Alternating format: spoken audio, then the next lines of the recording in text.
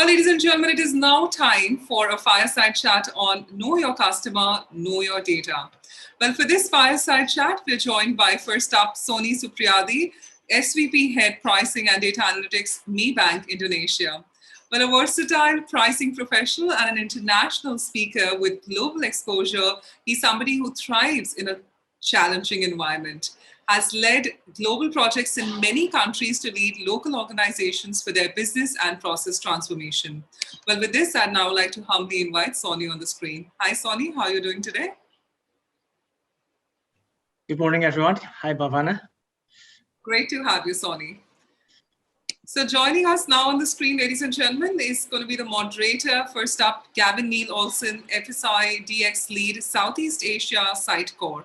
Well, with over 20 years of experience in cutting-edge software, Gavin has been a trusted voice and a problem solver to countless enterprises across a diverse range of industries. Thank you so much, Gavin, for joining us today. Thank you very much. It's good to be here. Likewise. And ladies and gentlemen, now joining us is Mike Plimsoll, the Senior Director, Industry Strategy and Marketing, Sitecore. Well, Mike is a seasoned, innovative marketeer focused on driving efficiencies and improved ROI through the enhanced use of data, analytics, and content marketing. He's somebody who's responsible for defining and delivering the GTM strategy for industry and driving the growth and value for customers across key stages of their life cycle. Thank you so much, Mike, for joining us today. Thank you, Bhavna. Likewise. So ladies and gentlemen, now with this, we've got the incredible speakers on your station screen. If you may have any questions, please type it up in the Q&A tab. But I'd like first our moderators to now take forth the live baton. Over to you, gentlemen. Have a great conversation, and we'll see you on the other side. Thank you.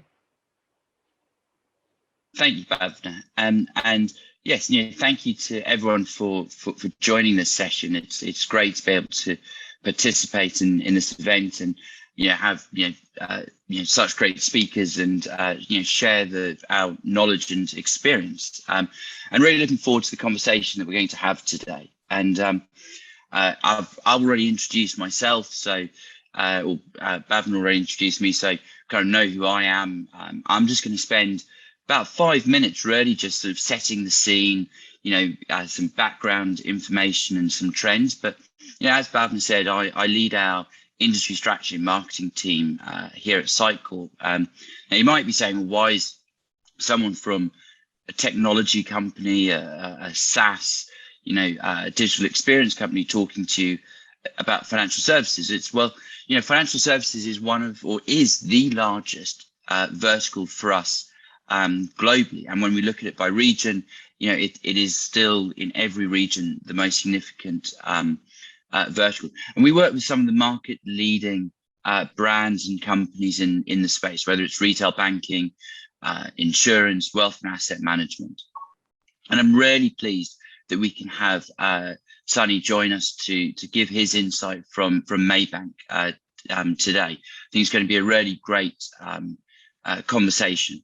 But we know that it hasn't been easy. We know that the trends over the last few months have really just been an exacerbation of what's been happening over the last few years, where the primary concerns were around meeting the changing needs and expectations of our consumers, especially of the younger millennials and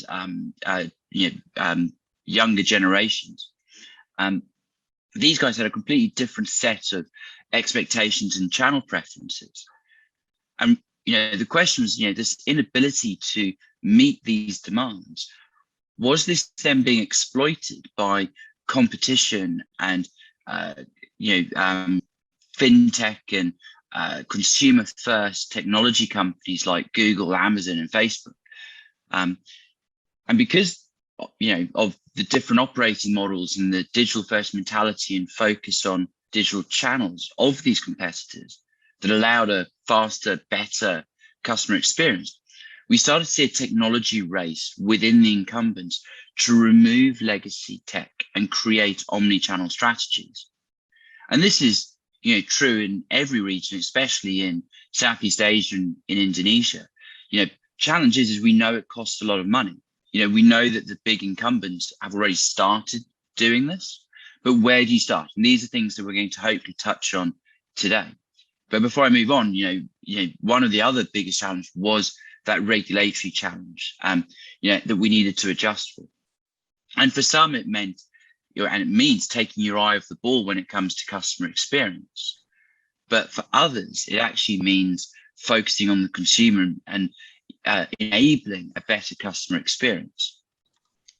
And as we look forward into 2021, 2022 now, the research and the conversations that we've been having with customers, the industry trends that we've been looking at here at Sitecore, we've seen that the growth strategies, from the that are being reported by the likes of Gartner's CMO strategic priorities, is that we're going to be focusing on existing customers and existing markets and consumers to fuel growth, either through increasing cross-sell and upsell of existing products or the introduction of new products and services for them. And so for financial services, 79% said that increasing sales of existing products to existing customers was their go-to strategy. And so we know that this is important, but the thing is this is happening really, really fast. The speed of change is astronomical. From a digital perspective, we've seen that new digital experiences, new sales, new service channels, all of these are being delivered faster than we've ever seen before. And this quote from McKinsey that we saw 5 years worth of digital transformation in as little as 8 weeks, and that transformation has just continued to evolve. And this is to ensure that we can continue to stay relevant in this changing landscape as we start to go back to physical experiences as well. Now, what are some of the key areas to focus on? The first is clearly data. Your consumers have changed their behavior forever, and we need to understand that.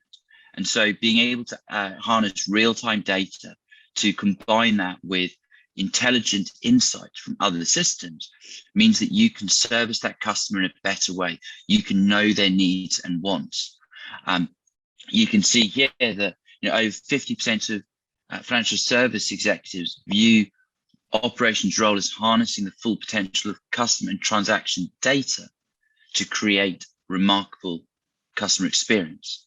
So data is really the bedrock and foundation of where we need to start. And finally, because with that, what you can start to do is deliver personalization and personalization at scale. And so this is where being able to deliver new services, recommend the right product, support customers in times of need becomes really, really important. And this is even more possible now as we start to link the online and offline world, that sort of phygital world, where we can start to engage customers even more. And we knew that before the pandemic, the importance of personalization on opening an account was 71% and 82% for deepening that existing relationship. But what we know now is that that's even more important than before. And so that's the background. And what I'd like to do now is, really bring in, the expertise of Sonny and my colleague Gavin to talk about some of the things that we've been seeing in the market, some of the challenges they've been having. And actually, before Sonny, thank you for joining us today. Do you want to quickly introduce yourself? Yes. Good morning, everyone. Good afternoon. Some of you must be in Indonesia. Have got 3 different time zones, so morning and afternoon. So I believe those audience in Singapore or Malaysia also are an hour ahead of us in Jakarta. So yes, I'm Sonny Supriyadi. I'm currently leading pricing and data analytics in Maybank, Indonesia, and basically looking after a few data coming from internal or external. So yes, there you go. That's my roles. I'm looking after of a few different departments, 6 departments, and I don't have to explain it. But anyway, its focus is on that pricing and data analytics. Thank you. Perfect. Thank you. And Gavin, do you want to introduce yourself to the audience? Yeah, thanks, Mike. I'll just quickly introduce myself. I'm Gavin Olsen. I'm the regional sales manager here at Sitecore, looking after financial services across Southeast Asia. Lovely, thank you. Now, Sonny, this being able to harness data to make the most of it, to really drive value. This is a big challenge. It's a big topic, and I'm sure a lot of people in the audience are going to want to know, where should I start? Because there's this fear that you end up boiling the ocean, as they say. And what advice can you give to the audience about where they should start with these data challenges? Yes, data is a massive topic. We know about that. And where should we start? Well, it again depends on the where you are in terms of how you capture the data, what data that you are capturing, which channel they are using, and so on and so forth. And then you rightly mentioned earlier about data collection, how we harness information from our customer so that we can better serve them. That's the main idea. How can we better serve our customer? So that's the key word. The challenge is few organizations understand how to collect that information. We're not talking about omni-channel. We're talking about few channels first. Either digital, or is it manual, is it face-to-face, and so on and so forth. Either it's from primary data or secondary data. Once we've got the data, what we are going to do with it? So some organizations have more mature in terms of data collection.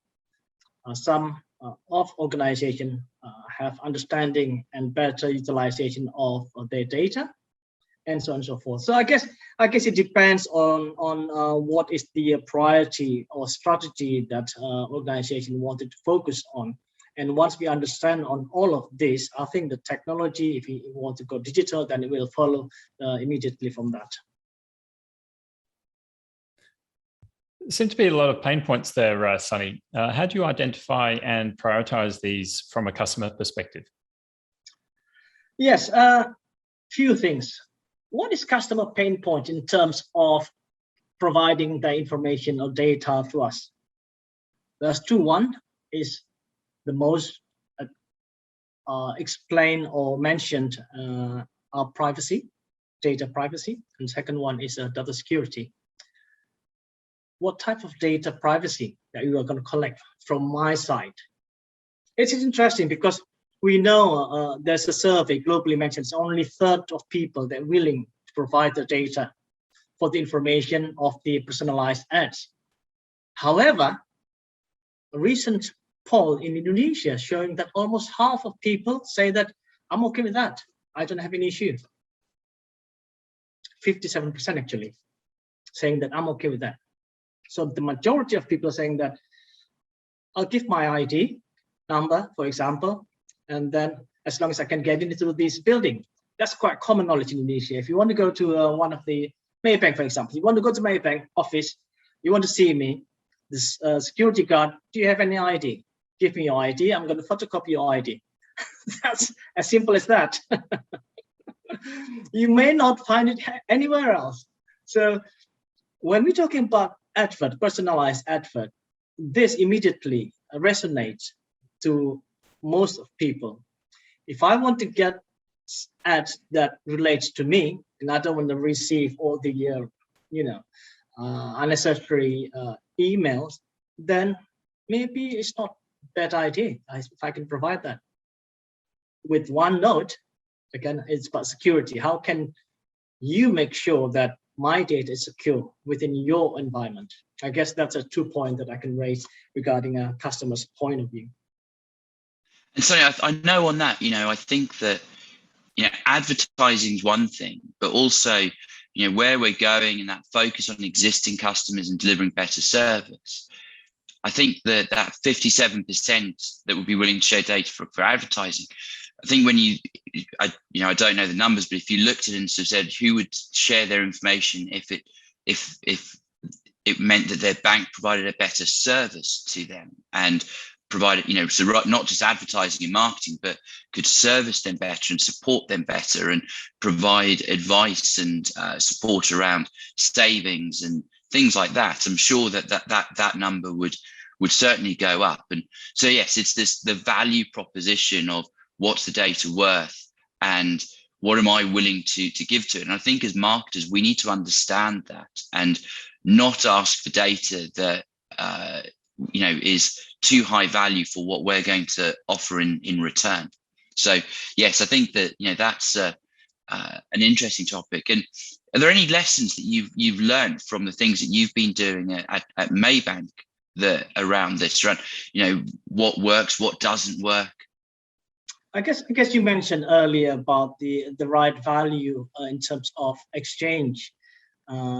What's in it for me is most question people ask. If I give you this, what am I going to get? If it's advert only, people will not going to be bothered with that. That you correctly say that. It needs to be determined in terms of our value exchange. If I give you that, if the bank can provide you not only with the product push advert, that's so old-fashioned. We need to provide you with advice.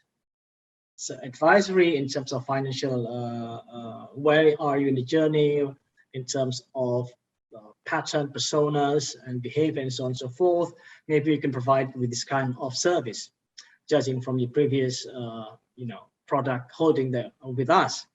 So that is from existing point of view, the existing customers with us. For the new to bank, that's slightly different, of course. This, the NTB, new to bank, we cannot do that. Advert still play a quite dominant role in that. So yes, I agree with you. We need to define the value exchange when we want to get that information from the customer. So the lesson learned from here is that product push can work for some extent. We need to understand where they are in terms of segmentation. That, and then appreciate that some people that doesn't want to receive that. So that's what we learned in the Maybank, that not all the one key can open the whole doors, the kind of things. Yeah. Yeah, and I've worked with a lot of customers in space. You talk about the new to bank customers, and there's still that behavioral data, that temporal variable data that can help to inform, the day of week, the time of day, the browser, the products that they're looking at, the pages that they're engaging with, that can help to give you a partial view. But I think it's them being respectful of that data. And I know that many years ago, it wasn't in financial services, it was a retailer that I was working with in Europe who, they did a very simple thing, but they thought it was very clever. Of, when you went and looked at a few products on their website, they followed you around the internet, showing you those last 5 products that you looked at on the website. And I remember talking to them going, well, as a consumer, I know what I've looked at on the website. I know that, I went and I looked at TVs and DVD and Blu-ray players and things. I know I went and looked at that. So showing me the last 5 televisions that I looked at is not really using my data in an intelligent way, but maybe using that to offer a value add of, get an extended warranty or something that, gives a nod to knowing what you've been looking at, but doesn't just throw it in your face. So again, going back to what you're saying about the privacy and security, it's using that customer data with respect and things. And so yes, and especially in financial services, that's going to be important. Indeed, I guess one of the key point again about if you want to say that digital transformation in financial services, that we know about the open banking. This is basically where the banks or financial institutions work together with so-called fintech or technology company, where they create a closed ecosystem. So if you want to go into that direction, that is maybe one of the future, where you can get the primary data what we are looking for here from the perspective of financial services banks, we want to serve them better. We need to understand your pain point. By understanding your behavior, maybe we can cater that service to what you need. So I guess the journey to get there is quite, depends on where you are, I guess. It can be a stage 1, stage 2, stage 3. Whether you want to go to digital or not is remains to be seen. If you are wealth management focused banks, maybe you don't need that. Maybe you need to focusing on the face-to-face, people that more eloquent in speaking with those segment. And then if you're focusing on mass banking, maybe go to digital, that kind of thing.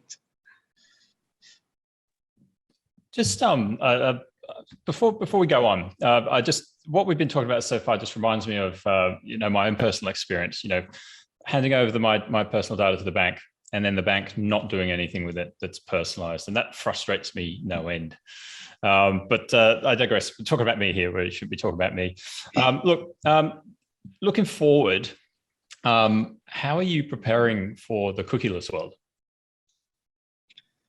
Wow, this is massive topic here. I think it's quite new as well in Indonesia. I'm not sure outside there. I think it's been not exhaustively discussed, but not many environments that can provide this kind of preparation cheaply, put it that way. We need to be very strong in terms of understanding of our customer behavior, in terms of where are they using, again, digital, or which digital channel are they using, which platform, which channel, when, and so on and so forth. If we understand that, then it's easier. The question is, not all financial service or banks have that capability. I mentioned earlier briefly about the closed ecosystems. This is one of the best way to harness primary data. The cookieless world will have an impact on data management, audience activations, performance measurement. On a data management point of view, will be high impact. How can we initiative leveraging third-party data providers? It's not going to be easy, of course. How can we get the behavioral targeting and display retargeting? How can we reach a frequency of management, dynamic rule-based bidding, and so on and so forth? And then from performance point of view, what is the post-view attribution? Marketing attribution is one of the big aspects if you want to go to digital. And then we use that a lot, including in Maybank. And then if you're talking about cookieless world, where it's already started in some places, obviously in Europe, it's been, in the UK especially, the GDPR has existed in 2016. But in Indonesia, we haven't got that far yet. We have still plenty of time, maybe 2 to 3 years, to prepare ourselves. So I guess my advice on this is get your team ready, how to harness the primary data, how to work together within the closed ecosystem, and work with the technology company, and how to get the first party data. I think another thing is we're looking at the contextual targeting, awareness campaign use case, and so on and so forth. I hope that so those are some. Absolutely. I think giving you sort of 3 minutes to talk about the cookieless world. Yes, it's yes. I mean, we can spend days talking about the way forward. I think that some of the insights you gave there about the way to the data management, looking at how you can start to bring that data together and execute first party data, and how that can be used again, so for that real-time bidding and driving advertising, as well as connecting to other data, is going to be really important. And yes, to really start thinking about it now. We need to start to build those plans and strategies now. And with only sort of a few minutes left, and we've gone through some great insights. But is there anything that you'd like to leave with? The journey that you've been on at Maybank, the anything about where you started, where you're going, and some of the key lessons that you've learned that the audience would appreciate hearing. Yes, I would see from the journey point of view, understand where you are first. What is your current capabilities in terms of the legacy systems, in terms of processing systems, in terms of people. And then if you're looking at the processing system, how can we accelerate this process? Should we automate it? If we want to automate it, what type of robotic application do you want to use if you want to use that? And then which API do you want to connect with? Is it going to be open and so on and so forth? And then at the end of the day, this will be utilizing the platform, which is technology-based related, and how difficult it is transferring from the legacy system into the new technology. You need to see the gap. How big is the gap? And above all, this is another P, which is the people. At the end of the day, it is people, your team, your current group, your current staff that will be dealing with this kind of environment. Either it's a platform and the process, which at the end of the day, it is to serve the customer. I think, looking at that, I'm focusing on P processing. We're looking at the platform. We're looking at the people. Thank you, Mike. No, that's really good advice. And there's been some recent research. I think it was it Gartner, who came out and said that across all industries, technology investment, about 28% of your technology investment is being spent on legacy technology and this notion of tech debt, whereas 33% is being spent on innovation. And so when you think of those two numbers, most companies globally are spending about the same amount on innovation as they are on just keeping the lights on with their old legacy technology.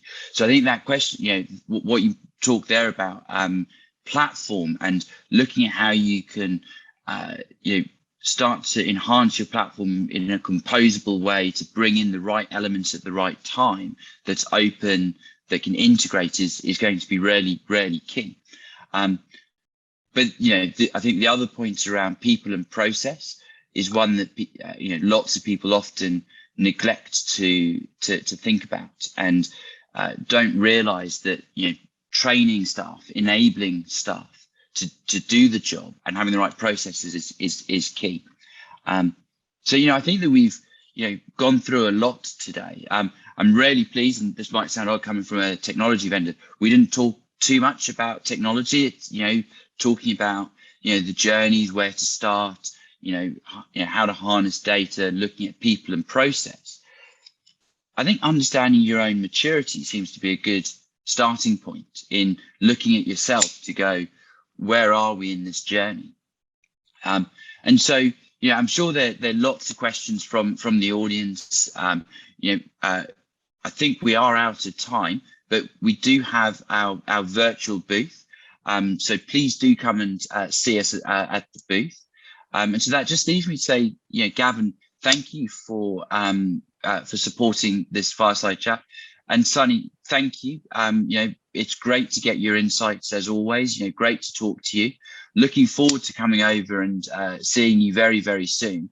But what I'll do now is just again to say thank you to your audience for listening. And Bhavna, I'll hand back over to you. Thank you. Thank you so much, Mike. What an incredible conversation. This has been with Gavin and Sonny. Thank you for joining us today. And ladies and gentlemen, as you can see on the screen, it is time for you also to check out the booth, meet with the team, and stand a chance to win a USD $100 voucher. And please stay connected. A lot of excitement is happening. So if you like this session, everyone, put your thumbs up with the hashtag TressConCX, and all our lovely panelists, once again, humble thank you, and thank you for joining us. Thank you, everyone. Thank you. Cheers. Goodbye. Bye. Bye.